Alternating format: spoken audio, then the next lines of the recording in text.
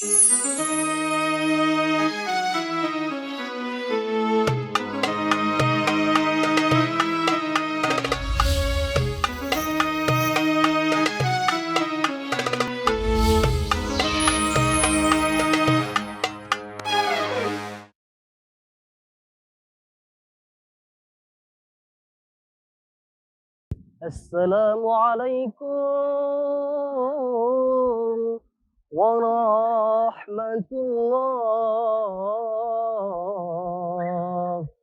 Cara dua belah atuh jumalah. Dari jauh kaki melangkah, serambi Mekah tempat bermula. Insan mulia tujuan utama. Uhayyukum tahiyatan mubarakatan salamatan mabruran. Salamun alaina, salamun ala man ittaba'il huda.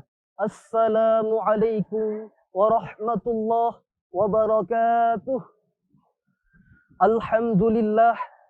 Alhamdulillahilladzi ja'ala Indonesia daulatan mustaqillah bianwa'il adatil mukhtalifah. Walidzalika awjam'ina al-uquwah. Ashhadu an la ilaha illallah wahdahu la syarika lah. Wa ashhadu anna sayyidana Muhammadan abduhu wa rasuluh la nabiyya ba'da. Faqala Allah ta'ala fil Qur'anil Karim, a'udzu billahi minasy syaithanir rajim. Bismillahirrahmanirrahim. Yarfa'illahu alladhina amanu minkum walladzina utul ilma darajat. Sadaqallahul azim wa sadaqa rasuluhun nabiyyul karim. Wa nahnu ala dhalika minasy syahidin wasyakirin. Amma ba'd. Rabbi shrah li sadri wa yassir li amri wahlul 'uqdatam min lisani yafqahu qawli. Sebagai seorang hamba yang mengakui teologi keberadaan Tuhan, yang meyakini akan zat sang khaliqul alam, yang mempercayai sebuah zat yang tak dapat dilihat dengan mata telanjang, yang meyakini dialah sang pencipta segala ciptaan, sudah sepantasnya kita memuja dan memuji, bersaksi dan menjunjung tinggi sang Rabbul Alamin, Allah Subhanahu wa Ta'ala, yang masih senantiasa memberikan kita nikmat, menagurahi kita rahmat, pemberi jalan selamat dunia dan akhirat, tak lamban dan tak cepat, seiring dari hati, sejalan dari niat. Lam yalid wa lam yulad wa lam yakul lahu kufuwan ahad. Selawat berbingkai salam, marilah sama-sama kita sanjungkan kepada mahkota alam, pelipur lara di kala duka, pengobat kalbu di kala rindu, penenang hati di kala tersakiti, yakni Habibana wa syafi'ana wa maulana Muhammad sallallahu alaihi wasallam. Assalamu alayka ya Rasulullah. Assalamu alayka ya Habiballah. Hadirin, pada kesempatan yang indah ini, izinkanlah saya, sang fakir dari insan mulia, akan membawakan sebuah tausiah dengan tema peran pemuda di zaman milenial. Hadirin, hadirat, mustami'in, mustami'at, jalisin, jalisat, shaimin, shaimat, rahimakumullah.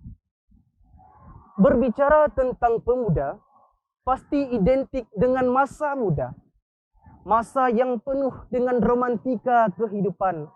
Masa yang penuh dengan kehebatan luar biasa. Dikarenakan masa muda adalah masa yang paling tepat. Masa yang senantiasa untuk berbuat taat, beribadah kepada Allah, sang pemilik nikmat. Hal ini hadirin seirama dengan pendapat salah seorang ulama tafsir Al-Quran, Syekh Abu Al-Fida Ibni Al-Kasir. Beliau mengatakan dalam kitab tafsirnya, syabban wahuka quwwatu ba'da da'af. Masa muda merupakan masa yang penuh dengan kekuatan setelah sebelumnya berada pada masa kelemahan. Maka pantaslah sang proklamator kita hadirin, Bung Karno pernah mengatakan, "Give me 10 youth, we hold the world." Berikan aku 10 pemuda, niscaya akan kita goncangkan dunia dengannya. Hadirin, sahabat Imbos Media dimanapun berada, masa muda merupakan nikmat daripada Allah Subhanahu wa Ta'ala.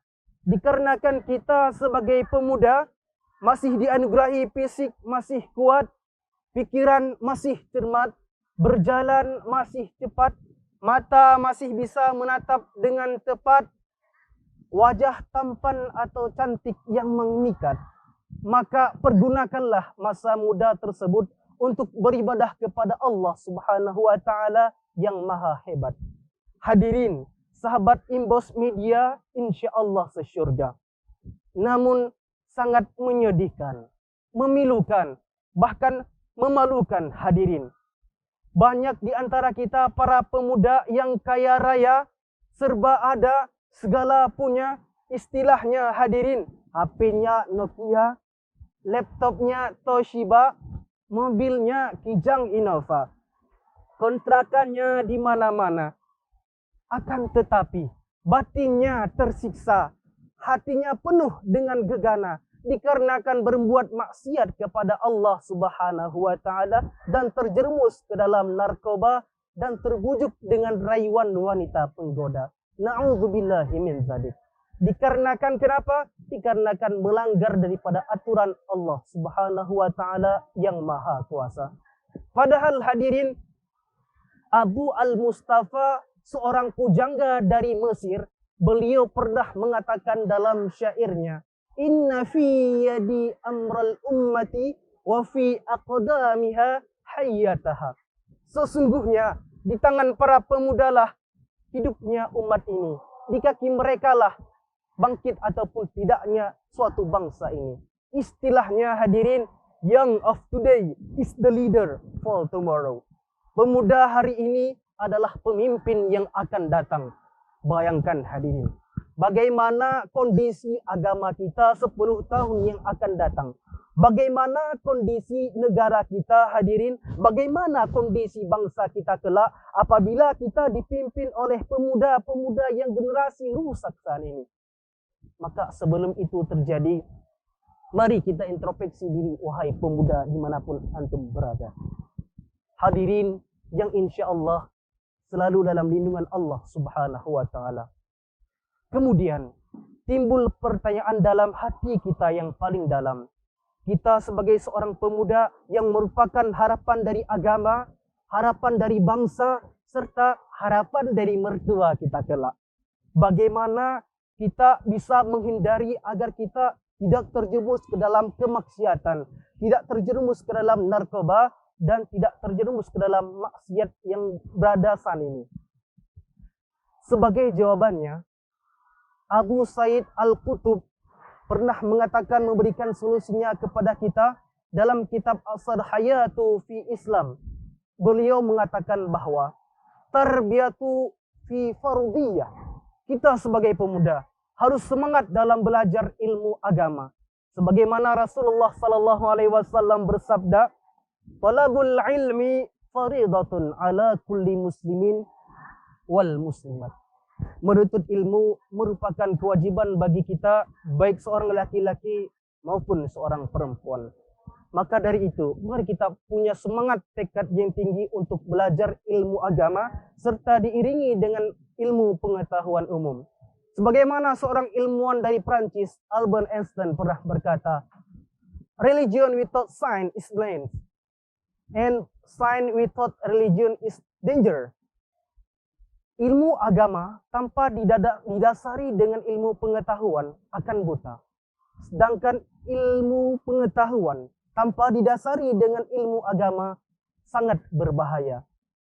Hadirin, oleh karena itu, mari kita sama-sama menjunjungkan semangat yang tinggi untuk mempelajari ilmu agama, pergunakan masa muda sebelum datang masa tua. Karena salah satu yang akan mendapatkan naungan pada hari kiamat adalah para pemuda, para pemudi yang senantiasa hatinya, yang senantiasa selalu berbuat taat kepada Allah Subhanahu wa Ta'ala. Agar lahirlah terciptanya pemuda-pemuda yang berilmu, beriman serta bertakwa kepada Allah. Sehingga lahirlah bangsa-bangsa yang berjaya, agama yang semakin di depan. Sebagaimana firman Allah Subhanahu wa taala dalam Al-Qur'anul Karim surah Al-Mujadalah ayat 11. Allah berfirman, "Yarfa'illahu alladhina amanu minkum walladzina utul ilma darajat." Allah akan meninggikan derajat-derajat orang-orang yang beriman serta berilmu beberapa derajat di antara kamu. Maka dari itu hadirin, para pemuda dimanapun berada, mari sing-singkan lengan, sing-singkan baju untuk menuntut ilmu. Hiasi dengan akhlakul karimah, sehingga motonya kita di dunia bahagia, akhirat masuk surga. Demikian hadirin tausiah singkat daripada saya. Semoga apa yang saya sampaikan bermanfaat untuk diri saya pribadi, terus untuk kepada sahabat Imbas dimanapun berada. Akhirul kalam, bermehasi